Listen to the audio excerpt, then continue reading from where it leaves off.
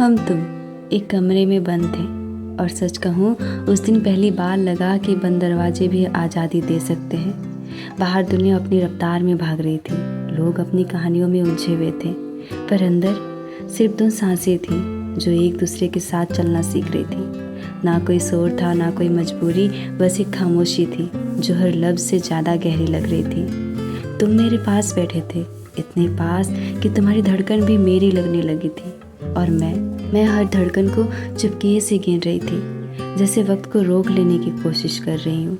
पता है, प्यार कभी ज़ोर से नहीं आता, वो धीरे धीरे आँखों के रास्ते दिल में उतर जाता है। उस दिन भी कुछ ऐसा ही हुआ था, ना तुमने कुछ कहा ना मैंने कुछ पूछा, पर फिर भी सब कुछ समझ आ रहा था। तुम्हारी आँखों में एक सवाल था और मेरी आँखों में उसका जवाब। तुम पूछ रहे थे क्या ये जो हो रहा है ये सही है, और मैं कह रही थी अगर दिल खुश है तो गलत क्या है।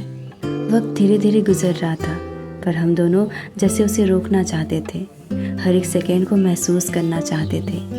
बाहर बारिश शुरू हो चुकी थी, बूंदें खिड़की पे गिर रही थी और अंदर मेरे दिल पे तुम गिर रहे थे। मुझे याद है तुमने हल्का सा हाथ मेरे हाथ पे रखा था और उस छोटी सी टच ने मेरे अंदर तूफान ला दिया था। ऐसा लगा जैसे सारी दुनिया रुक गई हो और सिर्फ वो एक पल जिंदा हो।